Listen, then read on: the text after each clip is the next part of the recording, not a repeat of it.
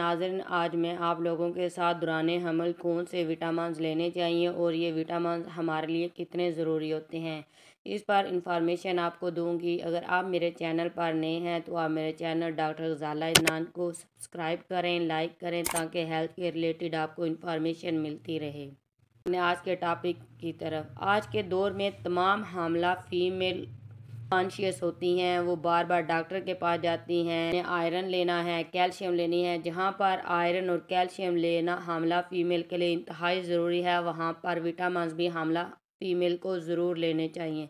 Vitamin पर लोगों की अवेयरनेस कम है, इसलिए आज मैं ये आपके साथ इंफॉर्मेशन शेयर कर रही हूँ। विटामिन दो टाइप के होते हैं, fat soluble vitamin, water soluble vitamin. Fat soluble vitamin होते हैं, इनमें विटामिन ए, बी और ई आते हैं। वाटर सोलुबल विटामिन में विटामिन B1 से लेकर B12 और विटामिन सी तक आते हैं। विटामिन ए जो होता है वो आंखों और जिल्द के लिए इंतहाई ज़रूरी है। हामला में विटामिन ए की कमी से बच्चे की नज़र पर असर पड़ता है, इसलिए अगर आप चाहती हैं कि आपके पैदा होने वाले बच्चे की नज़र कमज़ोर ना हो, उसकी बनाई अच्छी हो और जिल्द शफाफ हो, तो इसके लिए आपको विटामिन ए को अपनी लाइफ में ज़रूर लेना चाहिए।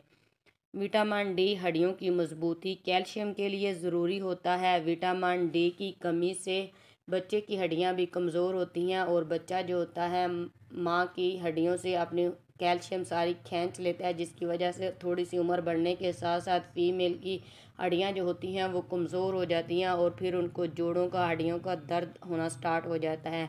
इसलिए हर हामला फ़ीमेल को डेली बेस पर विटामिन डी ज़रूर लेना चाहिए, ताकि माँ और बच्चा दोनों की हड्डियां मजबूत हों। विटामिन ई नाखून, स्किन और बालों की ग्रोथ के लिए ज़रूरी है। विटामिन के हमारी बॉडी में खून के जमने की सलाहियत को बेहतर करता है।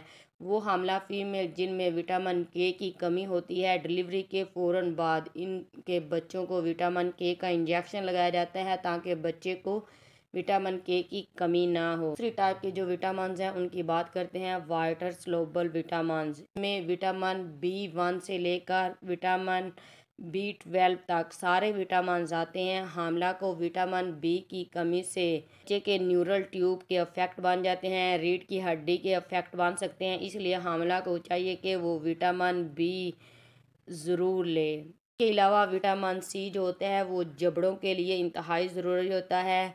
विटामिन सी आयरन को अब्ज़ॉर्ब होने में मदद देता है। आप आयरन और कैल्शियम लेती हैं तो इसके साथ आपको विटामिन सी भी ज़रूर लेना चाहिए, ताकि आपकी जो आयरन और कैल्शियम होती है वो आपकी बॉडी में अच्छी तरह अब्ज़ॉर्ब हो सके।